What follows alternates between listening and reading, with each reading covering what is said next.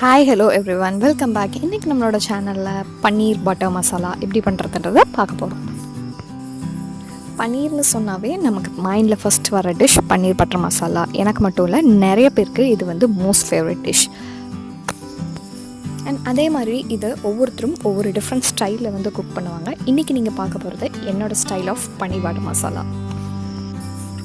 ரொம்ப சிம்பிளான இன்க்ரீடியன்ட்ஸ் வச்சு, வீட்டில் கிடைக்கிற இன்க்ரீடியன்ட்ஸ் வச்சு நம்ம இதை குவிக்காக எப்படி சமைக்கிறதுன்றத இப்போ பார்க்கலாம். ஒரு கடாயை ஹீட் பண்ணிவிட்டு அதில் 2 டேபிள் ஸ்பூன் எண்ணெய் எடுத்துக்கோங்க. இதில் 2 பெரிய வெங்காயம் ரஃபாக சாப் பண்ணி வச்சுருக்கேன். அதை நம்ம இதில் வணக்கி எடுத்துக்கலாம். இது எல்லாமே ரஃபாக சாப் பண்ணால் போதும், ஏன்னா இதை நம்ம கிரைண்ட் பண்ண போகிறோம். அதனால் ரஃபாக சாப் பண்ணிக்கோங்க.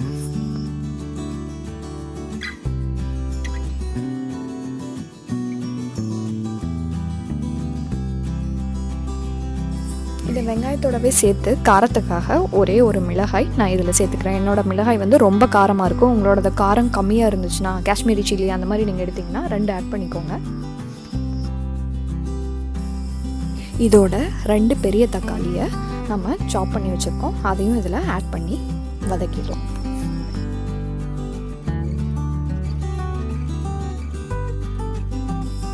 தக்காளி போட்டதுக்கப்புறமா இந்த டிஷ்க்கு தேவையான உப்பு அதை இப்போவே ஆட் பண்ணிக்கலாம்.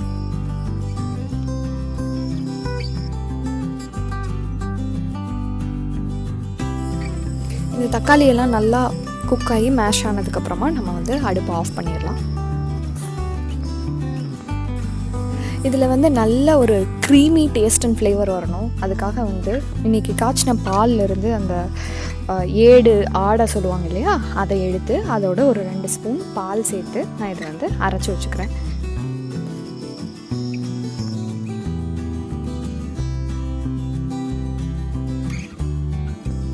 இப்போ நம்ம வணக்கி வச்சுருந்த வெங்காயம் தக்காளி மசாலாவும் நல்லா ஆறி இருக்கும். இதையும் நம்ம அரைச்சி எடுத்துக்கலாம்.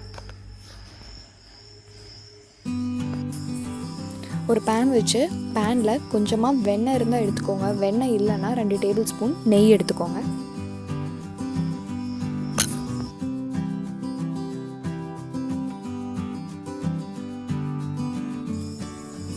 இதில் ஒரு 1/2 டீஸ்பூன் கரம் மசாலா, அப்புறம் 1 டீஸ்பூன் ரெட் சில்லி பவுடர். இதில் காரம் நம்ம ரொம்ப கம்மியாக தான் சேர்த்தணும், ரொம்ப ஸ்பைஸியாக இருக்கக்கூடாது. அது இல்லாமல் இந்த மசாலாலாம் கரிஞ்சிடக்கூடாது. மிதமான சூட்டில் இதை நம்ம ஃப்ரை பண்ணிக்கலாம்.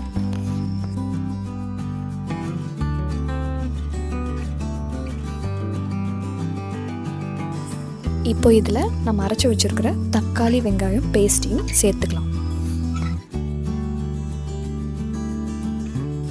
இது ரொம்ப திக்காக இருக்குது, அதனால் இதில் கொஞ்சமாக நம்ம தண்ணி சேர்த்துக்கலாம்.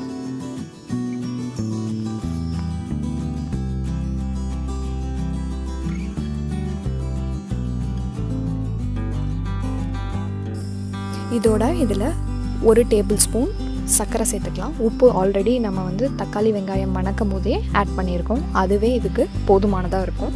இப்போ இதை மூடி போட்டு 5 மினிட்ஸ் குக் பண்ணி எடுத்துக்கலாம். 5 மினிட்ஸ்க்கு அப்புறம் க்யூப்ஸாக கட் பண்ணி வச்சுருக்கிற 150 கிராம்ஸ் பன்னீரை நம்ம இதில் ஆட் பண்ணிக்கலாம்.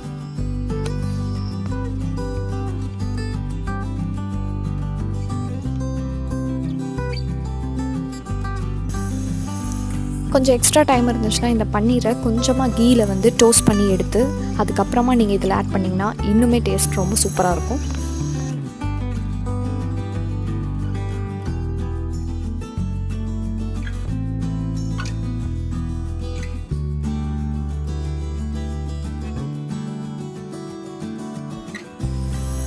இப்போ பன்னீர் ஆட் பண்ணிவிட்டு இதில் நல்லா மிக்ஸ் பண்ணிவிட்டு மூடி போட்டு பன்னீர் குக் ஆகிறதுக்காக இன்னொரு 5 மினிட்ஸ் நம்ம குக் பண்ணோம்.